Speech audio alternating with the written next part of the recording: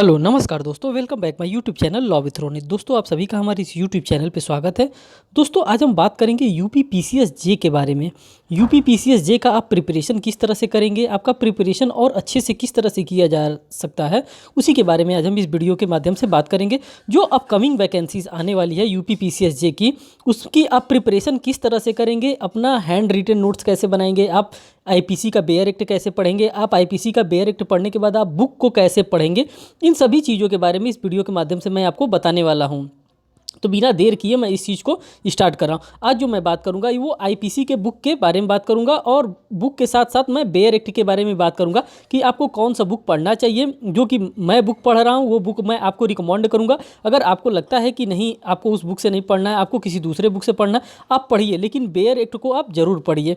इसी चीज़ के बारे में मैं बताने वाला हूँ आपको। और सबसे बड़ी चीज़ मैं बताऊँगा आपको हैंड रिटन नोट्स के बारे में, कि हैंड रिटन नोट्स आप बेयर एक्ट पढ़ने के बाद, बुक पढ़ने के बाद आप अपना bare act hand written notes आप कैसे बना सकते हैं, उसी सब चीज़ों के बारे में मैं बताऊंगा। देखिए ये बेयर एक्ट है, ये जो बेयर एक्ट है ये यूनिवर्सल पब्लिकेशंस का ये बेयर एक्ट का मैंने लिया है, और ये मैंने लॉ सक्सेस का आईपीसी का मैंने बुक लिया है। इन्हीं दोनों चीज़ों से मैं पढ़ाई किया हूं, और इसी दोनों चीज़ों से पढ़ाई करने के बाद मैंने अपना हैंड रिटन नोट्स प्रिपेयर्ड किया है। जो हैंड रिटन नोट्स है वो आपके सामने है। इसी प्रकार से मैंने अपना हैंड रिटन नोट्स प्रिपेयर्ड किया। वो सभी चीज़ें मैं इस वीडियो के माध्यम से आपको दिखाने वाला हूँ।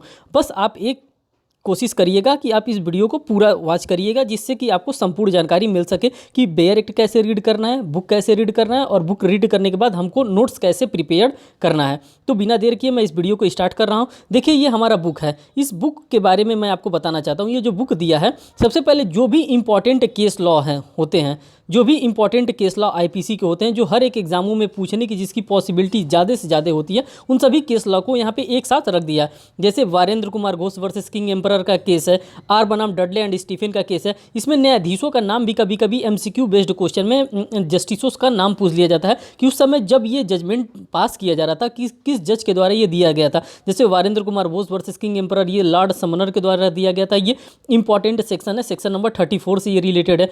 आर बनाम डडले एंड स्टीफन किसने दिया था? इसका जो आर अरविंजर के द्वारा दिया गया था, ये दुरासे के सिद्धांत पे और मन स्थिति के सिद्धांत पे दिया गया था। तो इस प्रकार के जितने भी इंपॉर्टेंट लैंडमार्क जजमेंट दिए गए हैं आईपीसी में, वो सभी जजमेंट को एक साथ इन्होंने इस बुक में रखने का प्रयास किया है।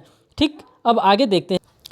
फिर इसको आप आगे देखेंगे तो इसमें जो इंपॉर्टेंट केस लॉ है, सभी इंपॉर्टेंट केस लॉ इसमें दिया हुआ है। जैसे यहाँ पे Vasudev versus state of PEPSU का केस आता है, डीपीपी वर्सेस वियर्ड का केस आता है, Devnarayan versus state of UP का केस आता है, आर बनाम गोविंदा का केस आता है, केहर सिंह वर्सेस दिल्ली प्रशासन का केस आता है। ये जो इंपॉर्टेंट केस लॉ होते हैं, वो सभी इंपॉर्टेंट केस लॉ एक जगह पर हमको मिल जाता है कि किस प्रकार से ये केस लॉ को पूछा जाता है। जब हमको चीज़ें एक साथ मिल जाती है आसानी से, तो पढ़ना हमारे लिए और भी आसान हो जाता है। ठीक, आगे हम बात करते हैं। और इसके साथ साथ जो इंपॉर्टेंट सेक्शन है, जो बार बार एग्जामों में पूछा जाता है, वो सभी सेक्शन को इनके द्वारा एक जगह पे रखा गया है। जैसे कि आपराधिक मन स्थिति, मीन्स कि सेक्शन 34 से रिलेटेड जितने भी केस लॉ बनते हैं, उन सभी केस को और उन सभी को मन स्थिति मीन्स कि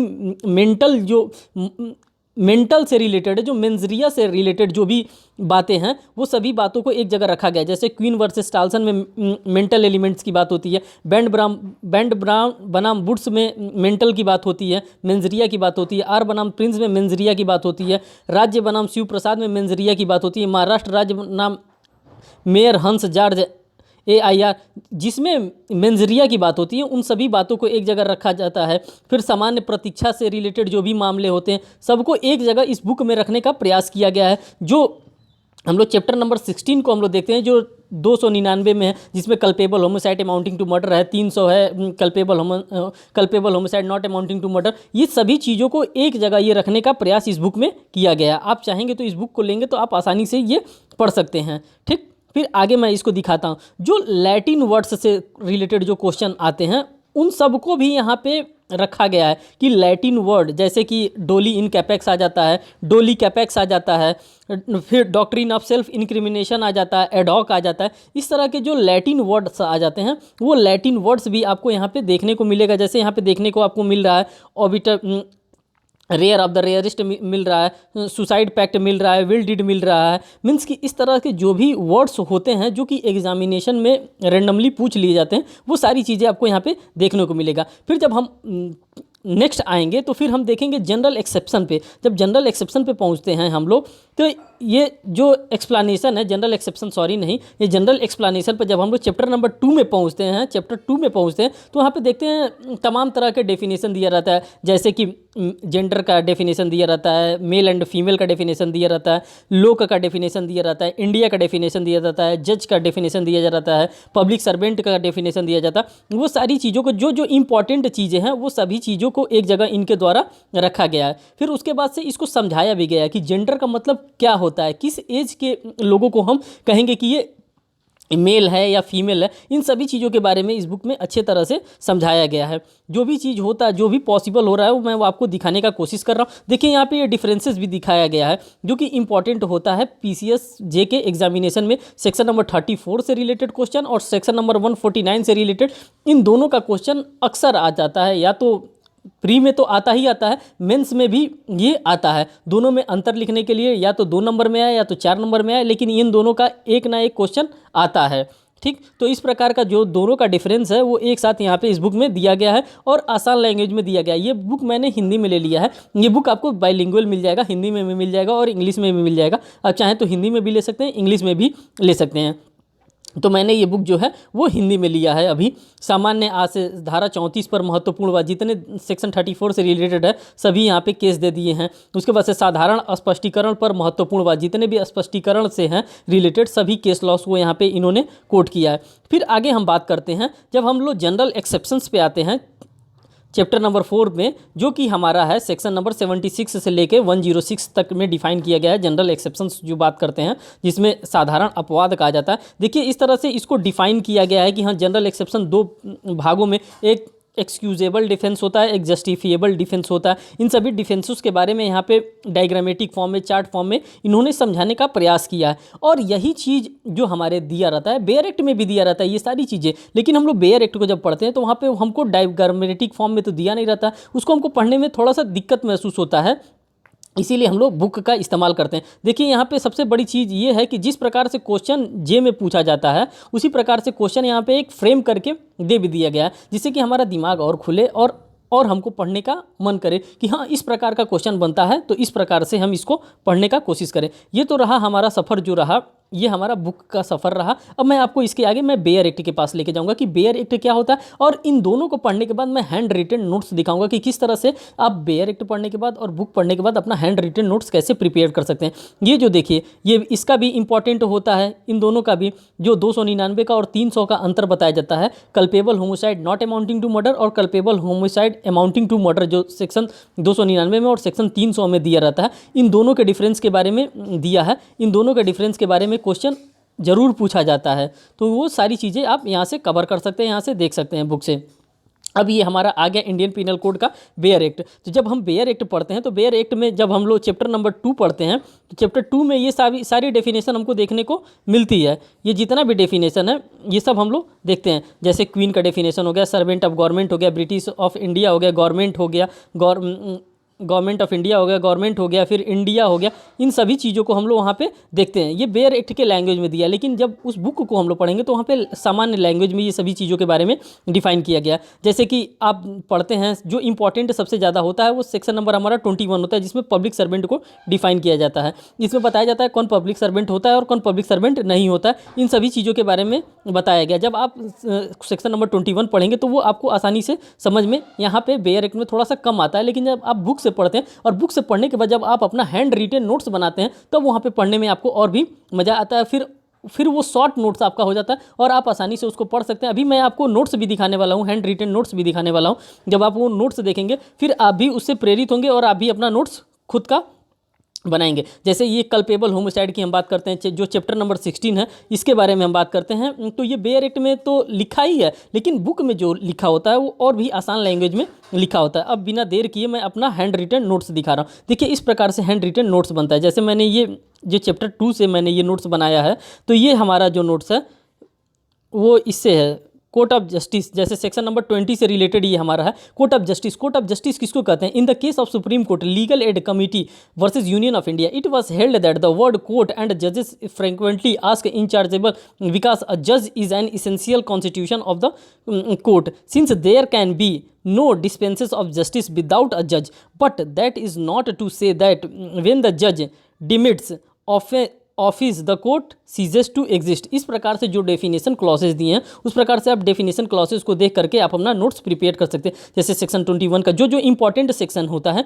उसी सेक्शन का मैंने नोट्स यहाँ पे बनाया है। जैसे यहाँ पे केस लॉ इंपॉर्टेंट हम लोग को लग रहा था, लक्ष्मी मान सिंह वर्सेज नरेश केसी झा का केस लग रहा था, तो वो उसका मैंने यहाँ पे बनाया है। फिर सेक्शन नंबर 23 से रिलेटेड जो हमने बनाया है नोट्स, वो KN Mehra versus state of Rajasthan का यहाँ पे रॉन्गफुल गेन और रॉन्गफुल लॉस जो सेक्शन नंबर 23 और 24 से और 25 से रिलेटेड है, उससे मैंने रिलेटेड यहाँ पे केस लॉ यहाँ पे आ रहा है। तो उस केस लॉ से देखिए मैंने यहाँ पे नोट्स बनाया। फिर डिसऑनेस्टली से, फ्रॉडुलेंटली से जो भी चीज़ें होती हैं उन सभी चीज़ों के बारे में आप अगर छोटा पॉइंट में आप नोट्स बना लेते हैं तो आपके लिए मेंस के लिए भी वो चीज़ें इंपॉर्टेंट हो जाएंगी। जो देखिए जो सबसे इंपॉर्टेंट चीज़ है वो सेक्शन नंबर 34 है, हमारे IPC का सेक्शन नंबर 34 जो सबसे इंपॉर्टेंट है, जो ओरिजिनली IPC लॉर्ड मैकाले द्वारा लिखा गया था, उसी मैकाले के सेक्शन नंबर 34 की मैं बात कर रहा हूँ। तो इस प्रकार से आप बना सकते हैं।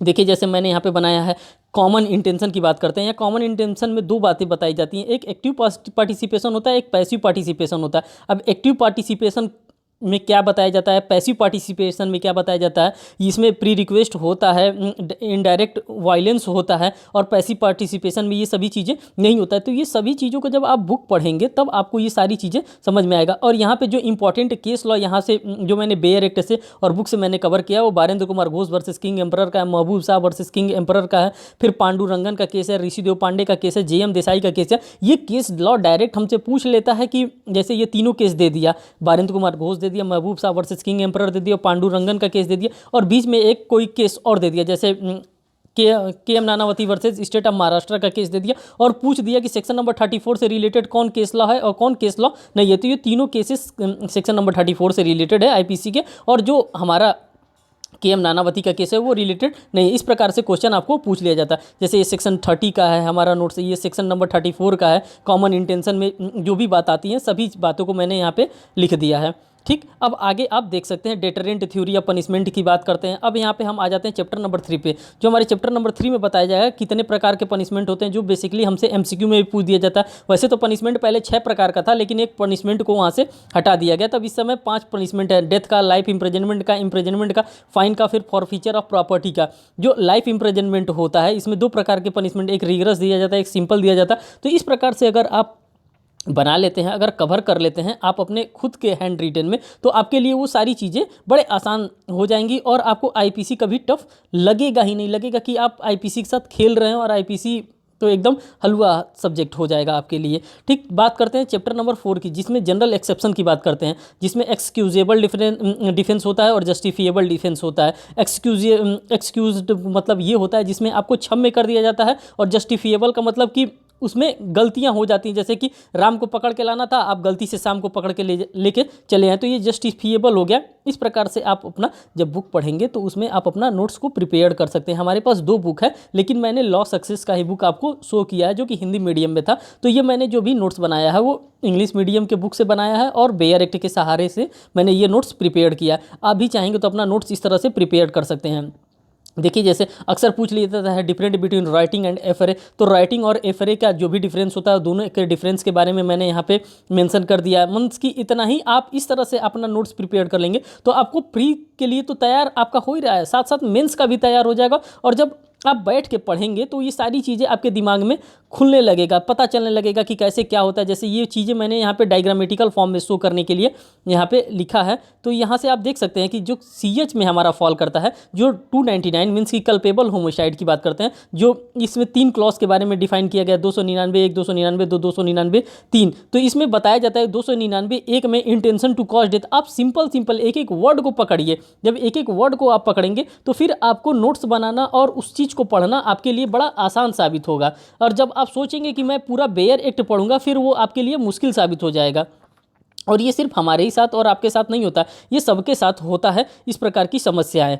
ठीक। तो आप कोशिश करिए कि आप उसको डायग्रामेटिक फॉर्म में पढ़ने का कोशिश करिए। जैसे कि कल्पेबल होमिसाइड आप पढ़ रहे हैं, तो कल्पेबल होमिसाइड जब आप पढ़ रहे हैं तो उसमें देखिए किस चीज़ की आवश्यकता होती है, नॉलेज की आवश्यकता होती है, और उसके बाद से जो भी चीज़ की आवश्यकता होती है उसमें आप यहाँ पे कर सकते हैं। ठीक। फिर आगे आप देख लीजिए, इस तरह से डायग्रामेटिक फॉर्म में इसको बनाया गया है कि हाँ 299 का 1 और 300 का 1 बराबर होता है, 299 का 2 और 300 का पैरा 1 और पैरा 3, ये दोनों एक साथ होता है, ये दोनों एग्रीवेटेड फॉर्म होता है। फिर 299 का 3 और 300 का 4, ये एग्रीवेटेड फॉर्म होता है। मीन्स कि ये इस तरह से आप बना लेंगे तो आपको जैसे एग्जामिनेशन में पूछा जाएगा जैसे, तो वो आप आसानी से ये चीज़ें कर सकते हैं। ठीक।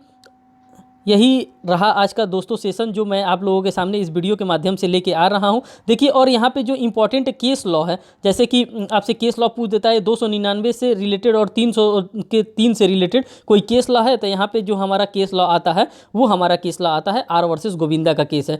इसमें बॉम्बे हाईकोर्ट के द्वारा जजमेंट दिया गया था। अब फैक्ट्स के बारे में मैं आपको कहिए तो बता देता हूँ। फैक्ट्स ये हैं, हस्बैंड ने वाइफ के पीठ पर बैक पर मुक्का से मारा, उसके बाद लेडी को लेटाकर उसके चेहरे पर मारा, इसकी वजह से उसकी वाइफ की डेथ हो जाती है। सेशन कोर्ट ने बोला कि यह मर्डर है, सेक्शन 302 में कन्विक्ट कर दिया जाए, पर फिर बॉम्बे हाई कोर्ट ने बोला culpable homicide is not amounting to murder.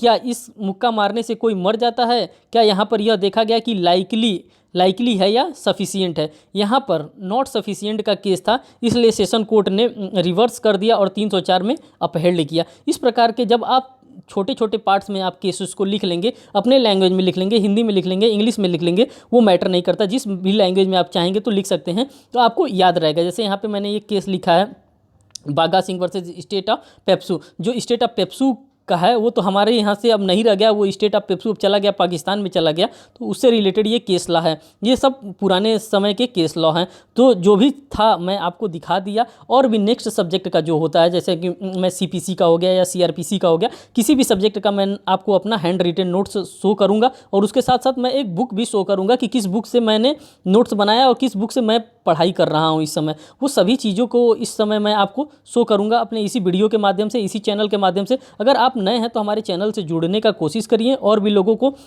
इसको शेयर करिए, जिससे कि और लोगों को जानकारी मिल सके कि किस चीज़ से इस समय पढ़ा जाए, जिससे कि PCSJ की हमारी जो अपकमिंग वैकेंसी है वो अच्छे से क्लियर हो सके। तो बहुत बहुत धन्यवाद दोस्तों, यही रहा आप अभी तक का सफ़र। अब जिस पे भी आप कमेंट करेंगे उस सब्जेक्ट पे मैं अपना एक hand written notes plus bare act plus साथ में कोई बुक जो मैं पढ़ता हूँ वो चीज़ का मैं वीडियो आप लोगों को बनाकर आप लोगों को बता सकता हूँ कि किस प्रकार से आप भी अपने तैयारी को कॉन्स्टेंटली कर सकते हैं। Thank you.